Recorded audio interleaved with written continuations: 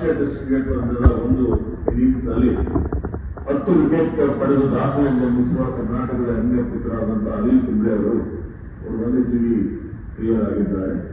ವನ್ಯಜೀವಿ ಸಂರಕ್ಷಣಾ ಸಂದೇಶವನ್ನು ವಿಶ್ವದಾದ್ಯಂತ ಪ್ರಸರಿಸಲಿಕ್ಕೆ ಇವತ್ತು ಕರ್ನಾಟಕ ಅರಣ್ಯ ಇಲಾಖೆಯ ರಾಯಭಾರಿ ಆಗುವಂತೆ ನಾವು ಕೋರಿದ್ದು ಅವರು ಸಮರ್ಥಿಸಿದ್ದಾರೆ. ಅತಿ ಶೀಘ್ರದಲ್ಲೇ ಈ ಸಂಬಂಧ ಅನಿಲ್ ಕುಂಬ್ಳೆ ಅವರ ಜೊತೆಗೆ ಒಂದು ಮಾನ್ಯ ಮುಖ್ಯಮಂತ್ರಿಗಳು ಉಪಮುಖ್ಯಮಂತ್ರಿಗಳ ಉಪಸ್ಥಿತಿಯಲ್ಲಿ ಒಡಂಬಡಿಕೆಯನ್ನು ಮಾಡಿಕೊಳ್ಳಲಾಗುತ್ತಿರುವಂತಹ ಒಂದು ವಿಷಯವನ್ನು ನಾನು ಮಾಧ್ಯಮದವರಿಗೆ ತಿಳಿಸಲಿಕ್ಕೆ ಇಚ್ಛೆ ಪಡ್ತಾ ಇದ್ದೀನಿ. ಹೀಗಾಗಿ ಅವರಿಗೆ ಯಾವುದೇ ರೀತಿಯ ಸಂಭಾವನೆ ಆಗಲಿ ಮತ್ತೊಂದಾಗಲಿ ಇಲ್ಲ. ಆದರೆ ಅರಣ್ಯ ಸಂರಕ್ಷಣೆ, ಸಂವರ್ಧನೆ, ವೃಕ್ಷ ಸಂರಕ್ಷಣೆ ಇದ್ರ ಬಗ್ಗೆ ಜಾಗೃತಿ ಮೂಡಿಸುವಂಥದ್ದಕ್ಕೆ ಹೆಚ್ಚಿನ ಮತ್ತು ಸಿಗ್ತದೆ ಅನ್ನುವಂಥ ಮಾತನಾಡಲಿಕ್ಕೆ ಬಯಸ್ತಾರೆ. ಆದ್ಮೇಲೆ ಇವತ್ತು ಇಂದಿನ ಪೀಳಿಗೆ ಮತ್ತು ಮುಂದಿನ ಪೀಳಿಗೆ ಇದ್ದದಷ್ಟು ನಮಗೆಲ್ಲ ಹೋಗ್ತಿದೆ. ಇವತ್ತು ಇಡೀ ಜಗತ್ತಿನ ಎದುರುಗಡೆ ಇರುವಂಥದ್ದು ಒಂದು ಹವಾಮಾನ ಬದಲಾವಣೆ ನಮ್ಮೆಲ್ಲರಿಗೆ ಸವಾಲಾಗಿದೆ. ಈ ಪ್ರಕೃತಿ ವಿಕೋಪದಿಂದ ಏನೇನು ಅನಾಹುತಗಳಾಗ್ತಾ ಇದೆ, ಗುಡ್ಡ ಕುಸಿತ ಇರ್ಬೋದು, ಅತಿವೃಷ್ಟಿ ಇರ್ಬೋದು, ಅನಾವೃಷ್ಟಿ ಇರ್ಬೋದು. ಇವತ್ತು ಹೀಗಾಗಿ ಎಲ್ಲ ಪ್ರಕೃತಿಯಲ್ಲಿ ಅಸಮತೋಲನೆ ಆಗಿ ಬಹಳಷ್ಟು ಮುಂದಿನ ಪೀಳಿಗೆಗೂ ತೊಂದರೆ ಆಗುವಂತಹ ರೀತಿಯಲ್ಲಿ ನಡೀತಾ ಇರ್ತಕ್ಕಂಥದ್ದು ನಾವು ನೋಡ್ತಾ ಇದ್ದೇವೆ. ಹೀಗಾಗಿ ಅರಣ್ಯ ಸಂರಕ್ಷಣೆ, ಪ್ರಕೃತಿ ಪರಿಸರ ಸಂರಕ್ಷಣೆ ಮಾಡುವಂಥದ್ದು, ವನ್ಯಜೀವಿಗಳ ಸಂರಕ್ಷಣೆ ಮಾಡುವಂಥದ್ದು ಅರಣ್ಯ ಇಲಾಖೆ ಒಂದು ಗುರುತರವಾದಂತಹ ಜವಾಬ್ದಾರಿ ಇದೆ, ಅದರ ಕರ್ತವ್ಯ ಇದೆ. ಇದನ್ನು ನಮ್ಮ ಇಲಾಖೆ ಎಲ್ಲರ ಅಧಿಕಾರಿಗಳ, ಸಾರ್ವಜನಿಕರ, ಮಾಧ್ಯಮದವರ ಎಲ್ಲರ ಸಹಕಾರದಿಂದ ಅತ್ಯುತ್ತಮವಾಗಿ ನಾವು ಇವತ್ತು ಕಾರ್ಯ ಮಾಡ್ತಾ ಇದ್ದೀವಿ ಅನ್ನುವಂಥ ಮಾತನ್ನು ಈ ರಾಜ್ಯದ ಜನತೆಗೆ ತಮ್ಮ ಮುಖಾಂತರ ತಿಳಿಸಲಿಕ್ಕೆ ನಾನು ಇಷ್ಟಪಡ್ತೇನೆ. ಕಳೆದ 2 ವರ್ಷದಲ್ಲಿ ರಾಜ್ಯದಾದ್ಯಂತ ನಾವು ಒಟ್ಟಾರೆ 8,848 ವನಮಹೋತ್ಸವ ಕಾರ್ಯಕ್ರಮದ ಮುಖಾಂತರ ಸುಮಾರು 8.5 ಕೋಟಿ ಸಸ್ಯಗಳನ್ನು ನೆಟ್ಟು ಅದನ್ನು ಪೋಷಿಸಿದ್ದೇವೆ. 23, 24 ಮತ್ತು 24-25ರ ಸಾಲಿನಲ್ಲಿ ಒಟ್ಟು 1,20,985 ಹೆಕ್ಟೇರ್ 1,20,985 ಹೆಕ್ಟೇರ್ ಪ್ರದೇಶದಲ್ಲಿ ನೆಡುತೋಪ ನಿರ್ಮಾಣ ಈಗಾಗಲೇ ನಾವು ಮಾಡಿದ್ದೇವೆ. ಕೃಷಿಕರಿಗೆ ಮತ್ತು ಇತರ ಜಮೀನಿನಲ್ಲಿ ನೆಡಲು ಸುಮಾರು 3.70 ಕೋಟಿ ಸಸ್ಯಗಳನ್ನು ವಿತರಣೆ ಮಾಡಲಾಗಿದೆ. ಹಾಗೆ 2025-26ನೇ ಸಾಲಿನಲ್ಲಿ ಸುಮಾರು 50,000 ಹೆಕ್ಟೇರ್ ಪ್ರದೇಶದಲ್ಲಿ ನೆಡುತೋಪ ನಿರ್ಮಾಣ ಮಾಡಲಿಕ್ಕೆ ನಾವು ಗುರಿಯನ್ನು ಇಟ್ಟುಕೊಂಡಿದ್ದೇವೆ.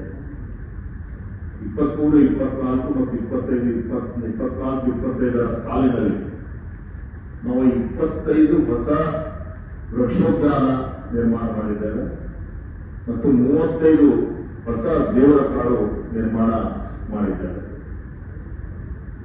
ಈ 2 ವರ್ಷದ ಅವಧಿಯಲ್ಲಿ ಬೆಂಗಳೂರು ನಗರದಲ್ಲಿ ಒತ್ತುವರಿಯಾಗಿದ್ದ ಸುಮಾರು 4,000 ಕೋಟಿ ರೂಪಾಯಿಗೂ ಹೆಚ್ಚು ಮಾರುಕಟ್ಟೆ ಮೌಲ್ಯದ 128 ಎಕರೆ ಅರಣ್ಯ ಭೂಮಿ ಒತ್ತುವರಿ ತೆರವು ಮಾಡಿದ್ದೇವೆ. ಅಲ್ಲಿ ಸ್ಥಳೀಯ ಪ್ರಭೇದದ ಸಸ್ಯಗಳನ್ನು ನೆಟ್ಟು ನೆಡುತೋಪು ನಿರ್ಮಾಣ ಈಗಾಗಲೇ ಮಾಡಲಾಗಿದೆ.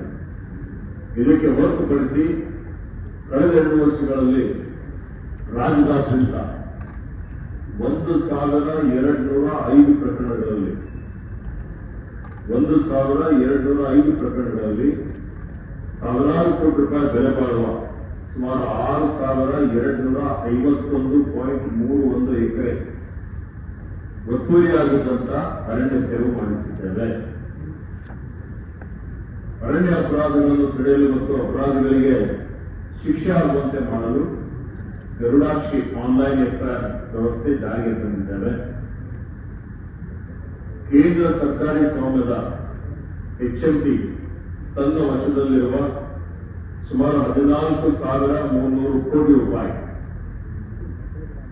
ಬಹಳ ಬೃಹತ್ತಾದಂತಹ ಮೊತ್ತದ 14,300 ಕೋಟಿ ರೂಪಾಯಿ ಮೌಲ್ಯದ 444 ಎಕರೆ ಅರಣ್ಯ ಭೂಮಿಯನ್ನು ರಿಯಲ್ ಎಸ್ಟೇಟ್ ಸಂಸ್ಥೆಗಳು ಸೇರಿದಂತೆ ಹಲವು ಸಂಸ್ಥೆಗಳಿಗೆ ಮಾರಾಟ ಮಾಡುವುದನ್ನು ನಾವು ತಡೆ ಹಿಡಿದಿದ್ದೇವೆ. ಈ ಅರಣ್ಯ ಜಮೀನು ಹಿಂಪಡೆಯಲು ಸರ್ವೋಚ್ಚ ನ್ಯಾಯಾಲಯದಲ್ಲಿ ಕಾನೂನು ಹೋರಾಟವನ್ನು ನಾವು ಮಾಡ್ತಾ ಇದ್ದೇವೆ. ಒತ್ತುವರಿ ತೆರವಿನ ಜೊತೆಗೆ ಅರಣ್ಯ ಪ್ರದೇಶದ ಹೆಚ್ಚಳಕ್ಕೂ ನಾವು ಪ್ರಯತ್ನ ಮಾಡ್ತಾ ಇದ್ದೇವೆ.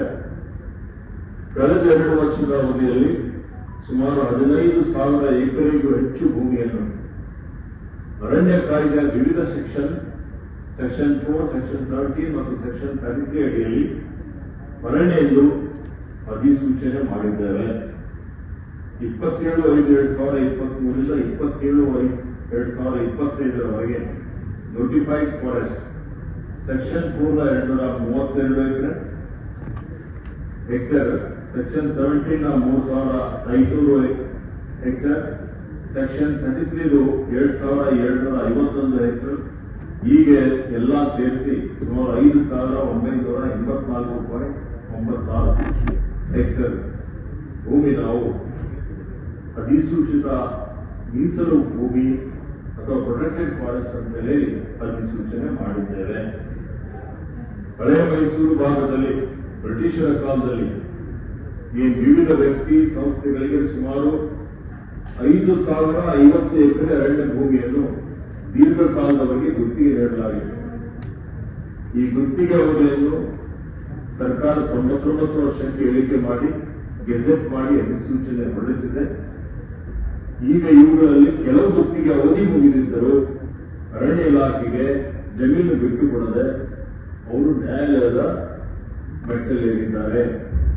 ಈ ಎಲ್ಲಾ ಅರಣ್ಯ ಭೂಮಿ ಹಿಂಪಡೆಯಲು ಮತ್ತು ಆ ಕಂಪನಿಗಳಿಂದ ಅರಣ್ಯ ಇಲಾಖೆಗೆ ಬರಬೇಕಾದ ಸುಮಾರು 2,000 ಕೋಟಿ ರೂಪಾಯಿಗೂ ಅಧಿಕ ಬಾಕಿ ಮತ್ತು ಬಡ್ಡಿ ವಸೂಲಿಗೆ ಕಾನೂನು ಕ್ರಮ ನಾವು ಕೈಗೊಳ್ತಾ ಇದ್ದೇವೆ.